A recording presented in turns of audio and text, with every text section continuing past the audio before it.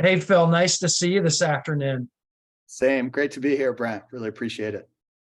So you and I, have worked across a couple of roles at Ascend Learning and SchoolStatus, and I know just from your history as a revenue leader that Renaissance Learning, Ascend, and now SchoolStatus, you've consistently had a strength and an ability to create kind of this platform value proposition, going from individual product lines to more of an overall enterprise value. How do we drive business value in different ways? And so I just was thrilled to have you join today and share more with our audience on some of those best practices in building enterprise or a platform value prop.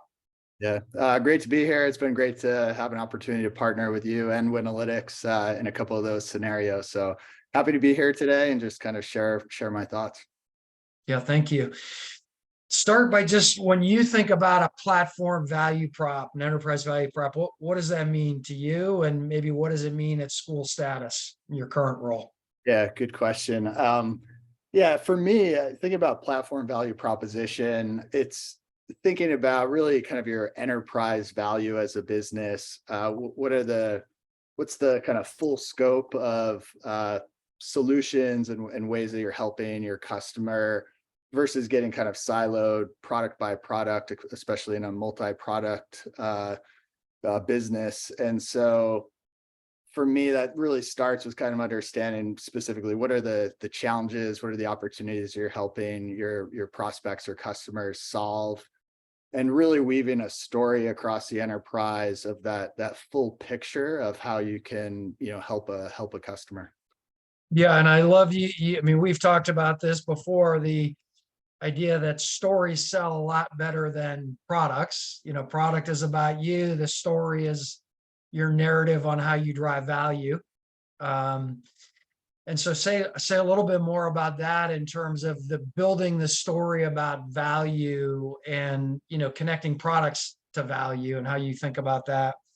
Yeah, I think, probably a lot of us have been in organizations that maybe are at points in their life cycle more feature or product led. And from my perspective, Brent, it's really hard to differentiate as a business in that way. And so I think, deeply understanding the needs of your customer, really being able to tailor both the questions that you ask, but then ultimately how you kind of map your capabilities to that discovery process, really important. And yeah, I think some other things that come to mind is just ensuring kind of discovery isn't just a upfront process with your customers. It's really not just your sales organization, making sure your marketing organization, customer success, all truly understand how what we're delivering as a product or service is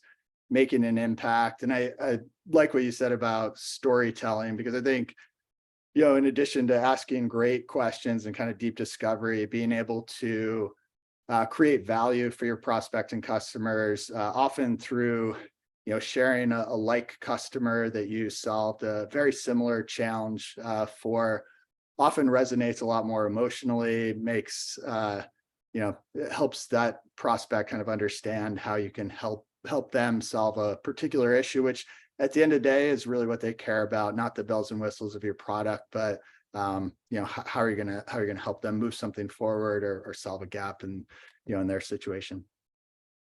Yeah, we often say, I think you've probably heard this, like your product to a buyer sounds like wah wah wah wah wah wah. It's like, it's the Snoopy commercial and the teacher just kind of talking at you. But as soon as you do good discovery so you can tell the right story, the engagement level shifts. And we've started to talk about some of the ways to build the platform value prop, but would first just love for you to share with folks, having done this a few times, somebody who ended up in a scenario having to bring together a bunch of products into more of a enterprise value prop. What are the likely obstacles they're going to face that you've seen and had to unwind? Yeah. I think often when you have a variety of teams, or perhaps go through a bunch of acquisitions, bring those teams together with different products. A lot of times there's a different sales motion, different marketing motion, just different approaches to selling. So really trying to, unify your process.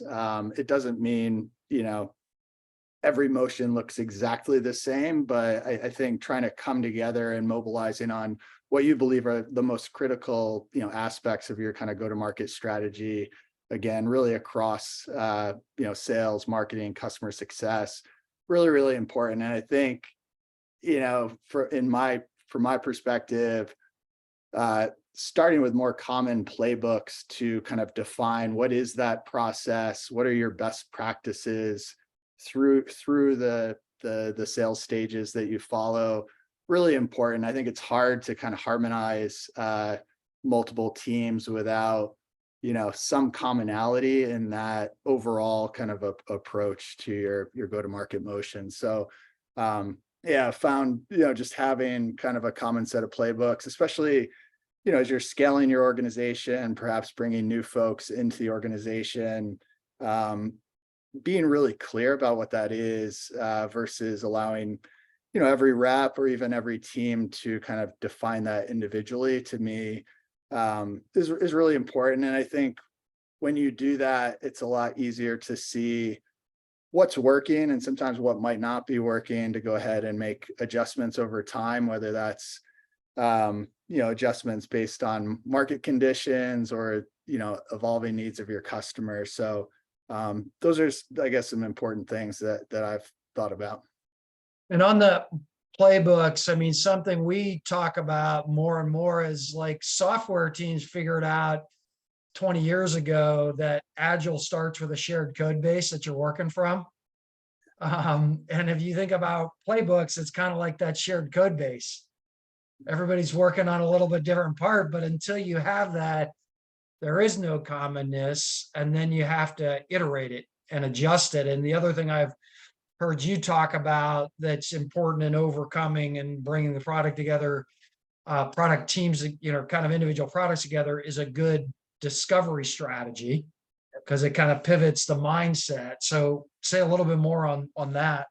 Yeah, I think discovery is a common word thrown out there, and a lot of consultative selling for the past couple of decades is focused on discovery. I guess some best practice when I think about discovery is, it's not just I said this earlier, an upfront thing that happens at the beginning of the sales process. To me, good discovery is something that's really embedded throughout your sales process. And I often think too, Brent, there's a lot of times I've seen in sales organizations much more shallow discovery. So asking just some of the basic kind of top of the trees type questions that frankly your competitors are asking those same questions. But I think taking the discovery process through your understanding of the customer deeper and further in a way that's still natural, it's still creating authentic conversations, but to me gets you to a further place of understanding to really be able to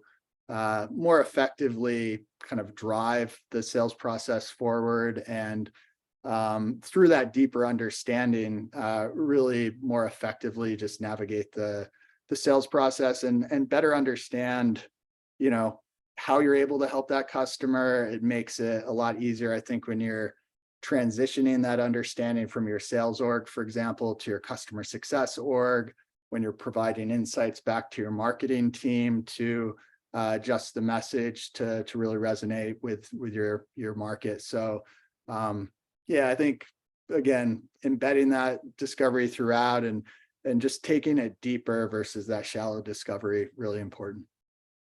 Yeah, and I've heard you, I mean, so some of the benefits, one thing, and we've talked about this, is you differentiate your selling. I've never heard that top of the trees question. I like that. It sure captures it.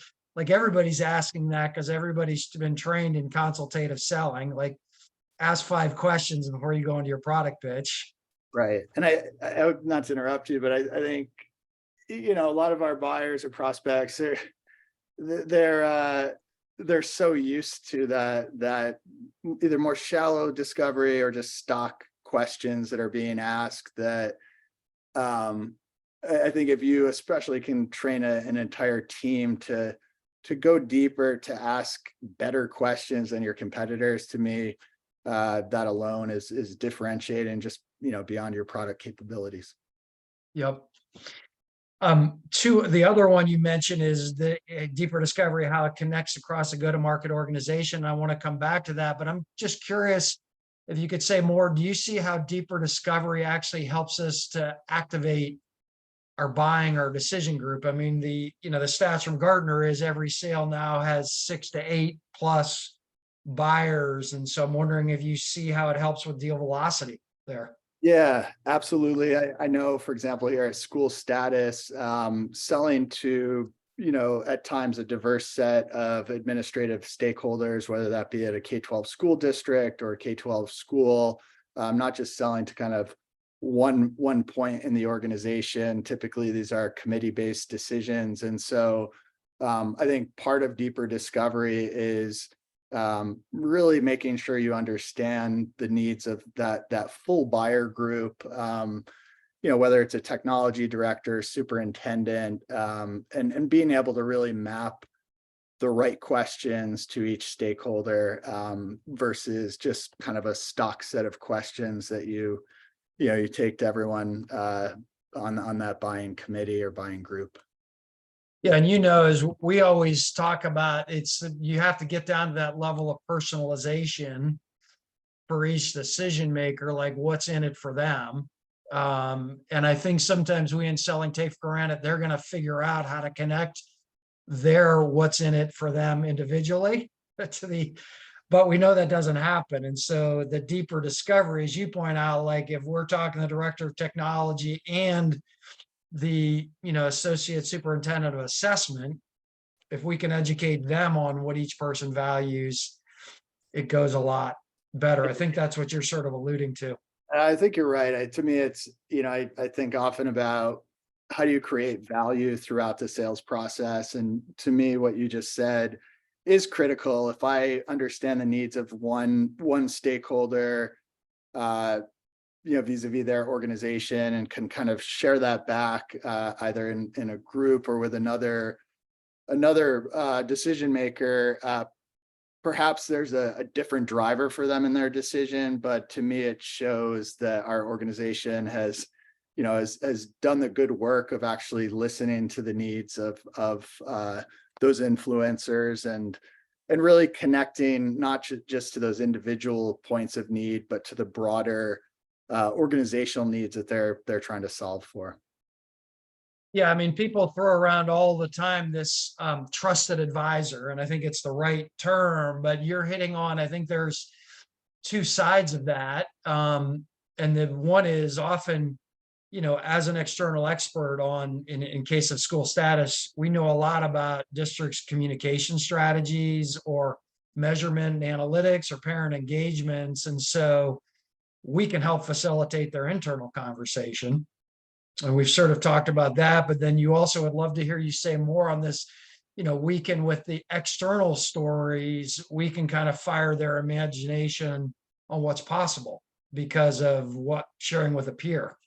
Yeah, to me, there's nothing more powerful than either being able to tell the story or have, great case studies, success stories of like customers trying to solve very similar issues. And I think, the more you can build that out across your go-to-market function, not just within your sales organization, but marketing, source those stories that will resonate from your customer success team, continue to refresh those, right? So they don't stay stale. But think about really using that customer voice, amplifying that throughout your go-to-market process. To me, you're just a lot more likely to resonate with the buyer, to give them, frankly, confidence that you can go out and solve a similar set of issues. It's one thing to tell someone you can solve a problem, but when they see kind of social proof, and can relate to that social proof, to me, that's really powerful. So let's finish on this connecting the go-to-market motion. And we've talked on a couple of things as, value discovery is continuous. And also, and it's a great thing about focusing on the value and focusing on stories is just as relevant on the success team as it is to the sales team. Whereas the tactics of closing or onboarding are specific to them. As you think about building the connection, shared discovery, shared stories, are there other elements of just, building that connection across teams? Yeah, no, it's a really good question. I think, creating opportunities for those sometimes separate teams, customer success, marketing, sales, to come together, talk about the successes that they're seeing, whether it be with a prospect customer. You know, every customer success organization isn't necessarily the same shape and flavor, but I know here at SchoolStatus, in addition to kind of renewal or retention work, also a really big focus on generating cross-sell opportunities for our new business organization. So it's critical for us that, all of our teams really are well-versed in deep discovery, not just our sales organization. Really important that those insights that are coming directly from our frontline folks, whether it be sales or customer success, that those stories, those wins are kind of captured, brought back to our marketing organization, so that they can go out and kind of, I said it earlier, but kind of amplify that message. And I think really important too, that we're just not becoming stale to think, all right, we have this set of 4 or 5 stories that we can repeatedly tell, but continuing to kind of build, updates, new stories, as the product continues to evolve, make sure that we're kind of evolving the stories that we're telling ultimately. Yeah, I mean, it is so critical because we know, we're constantly facing new market conditions and new competitors. And so your stories, it's the tip of the spear for, am I refreshing my playbook? It is. And I think, to that point, always new competitors, as you said, that might be putting heat on your organization, and, understanding their stories is important as well. And, if you're going to differentiate as a business, I think you certainly have to pay attention to the other competitors that are perhaps also telling stories well, that are really capturing the effectiveness of their solution through, case studies and other things. So I think important not to have a blind spot there either. And I think you hit the nail on the head, like constantly evolving, because the needs of our customers, our markets, the competitive landscape, all of that can certainly change quickly, and continuously evolving. So let's finish on kind of a wild card question, which we haven't talked about, but I'm thinking about it knowing you do have a very strategic CS organization. Something I've been thinking about as we do more work in that area is what's the difference anymore between sales and CS? Are CS people just now like really good account managers, or what do you think? Yeah, no, it's a great question. I've definitely, in some of the organizations I've been in, seen, real evolution from more of a service-based, non-sales customer success organization to, for example, as I shared earlier here at SchoolStatus, a very kind of revenue-focused customer success organization. Still, intimately and aggressively trying to make sure we're supporting our customers well from an implementation standpoint, the handoff from sales to customer success, but really kind of a growth-oriented, revenue-focused organization. So I think a lot of the same skills that you would expect and would train your sales organization to deliver on, really important that those same skills are being reinforced for your customer success team, whether they own expansion sales, or, for example, if they maybe pass it off to the sales organization. Either way, good discovery and being able to properly position and kind of, map your capabilities to the needs of the customer, really important. So yeah, I've definitely seen, in every business a little different, but a big evolution there. And I think, Yeah, I think, account management from a sales perspective, driving growth through those accounts, whether it be through cross-sell, upsell, really critical component of what our customer success, team members are expected to do.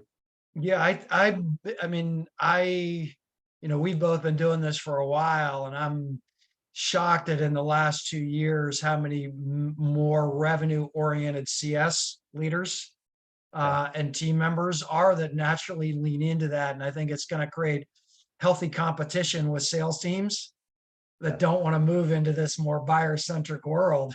right. Well, if you can't drive revenue, we got some other people. They're not going to cold call as much, but got other ways to drive revenue. So I think it's a really positive development. Yeah, totally agree. And, I've seen some really successful sales folks at times migrate over into whether it be customer success leadership or customer success roles and vice versa. And I think there is, a lot more similarity there than perhaps perceived and perhaps maybe than there was historically. Exactly. Phil, thanks so much for your time today. I really enjoyed the conversation. Yeah, thank you, Brent. Great to be here. Definitely enjoyed the conversation as well.